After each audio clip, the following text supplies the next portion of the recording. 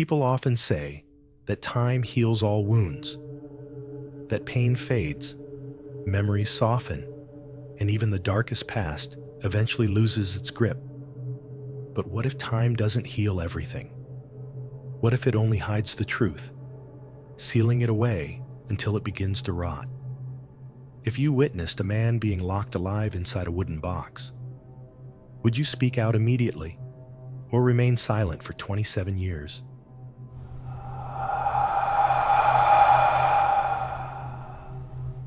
We like to believe time is merciful, that no matter how painful an experience is, years will dull its edges. Grief, fear, trauma, most wounds fade, but some memories do not disappear. They wait patiently, buried deep, resurfacing only in dreams and sleepless nights.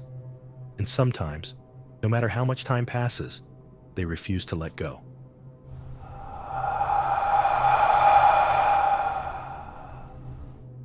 On June 1st, 1996, in Taoyuan's Guishan district, a woman noticed something strange. She was walking along a remote industrial road near the National Taiwan Sport University, a place surrounded by bamboo forests, steep slopes, and almost no foot traffic. Strange smells were not unusual here. Dead animals, damp soil, and humid summer air often mixed into something unpleasant. But this smell was different, sharper, heavier, unsettling. It triggered fear rather than curiosity. Without hesitation, she contacted the police.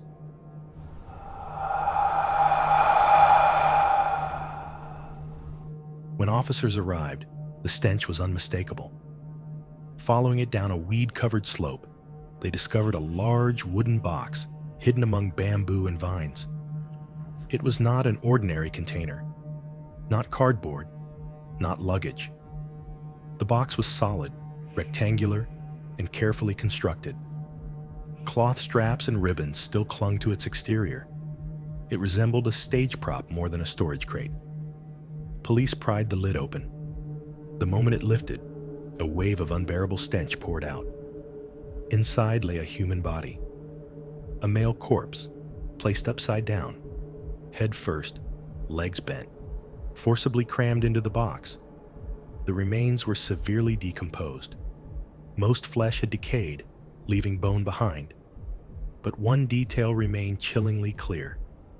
The mouth was wide open, frozen in what looked like a silent scream.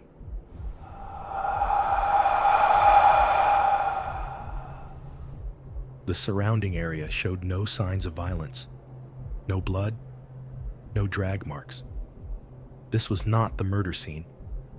Investigators concluded the man had been attacked elsewhere, sealed into the box, transported, and dumped on the slope. Based on injuries and positioning, one conclusion was unavoidable.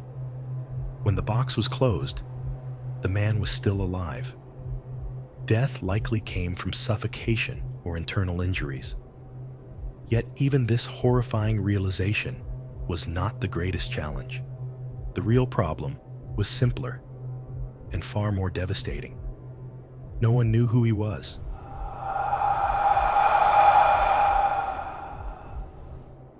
The body carried no identification, no wallet, no documents. His clothing was plain and unremarkable. No brand labels, nothing distinctive. Decomposition made fingerprints impossible. Dental records led nowhere. In 1996, DNA databases were limited and not integrated with household registries. The man became an unnamed file. Police searched missing persons records across northern Taiwan. No matches. Without a victim's identity, investigations collapse. No social connections. No clear motive. No suspects. The case stalled almost immediately.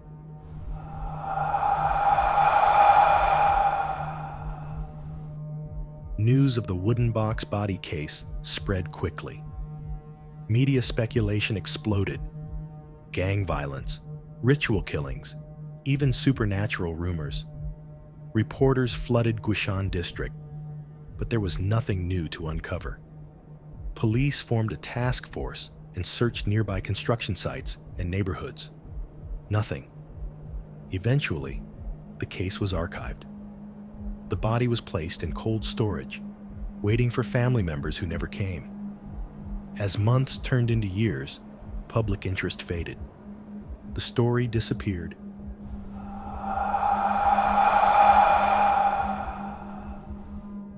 Decades later, the case file nearly met its final fate. Scheduled for destruction due to age, it was spared only by a single officer's intuition. He added a brief note. High-profile case at the time. Recommend extended retention and digital backup. 2 sentences preserved the truth.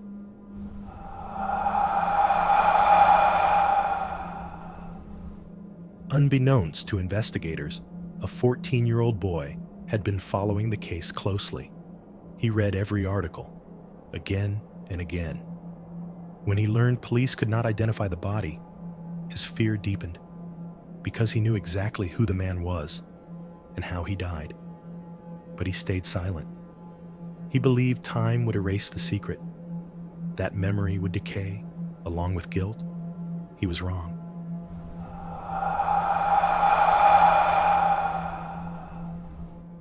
As the boy grew older, the nightmares never stopped.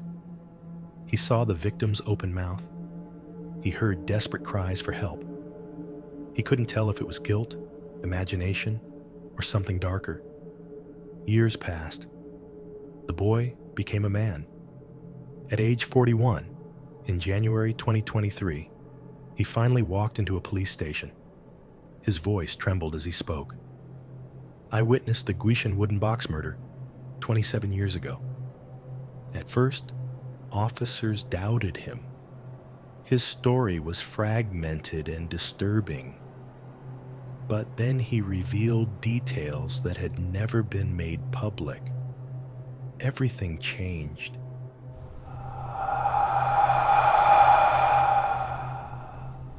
The unidentified man finally had a name. Surname, Chu. Age, 37. A resident of Guishan district. And according to the witness, his death was not premeditated murder. It was a tragedy born from fear, anger, and violence spiraling out of control.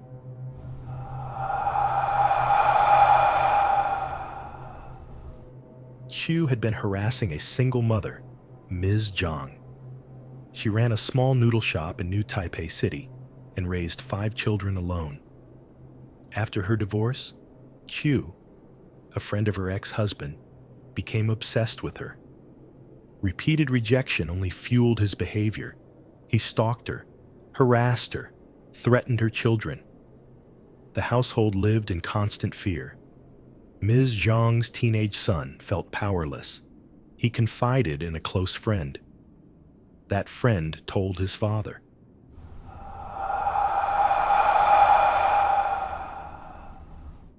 The friend's father decided to intervene. The plan was simple. Lure Q to a meeting. Warn him to stop. Ms. Zhang arranged the meeting, but did not attend. 5 men appeared instead. Q realized he had been tricked. He erupted in anger. He threw the first punch. That moment sealed his fate. The group attacked him. Fists, sticks, uncontrolled rage. When it stopped, Q was barely conscious. He begged for help. No one called an ambulance. Fear took over.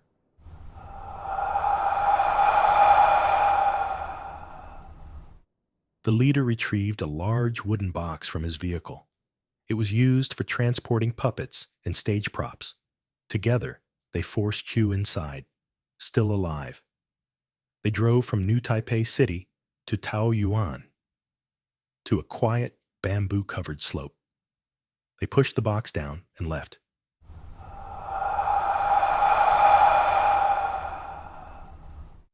Over time, the participants drifted apart.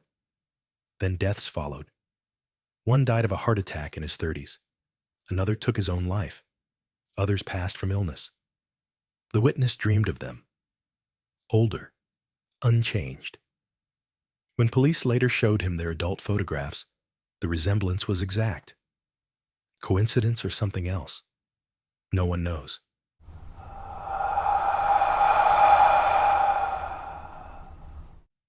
In 2024, police arrested the main suspect, but the law intervened. Taiwan's statute of limitations for murder had expired. The crime occurred in 1996. By 2023, prosecution was no longer possible. Public outrage followed. Debate erupted over whether severe crimes should ever expire. But legally, the case was closed.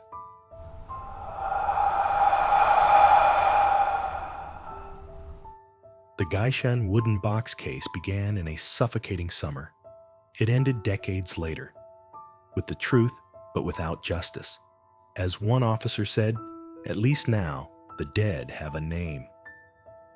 Do you believe crimes like this should ever expire under the law?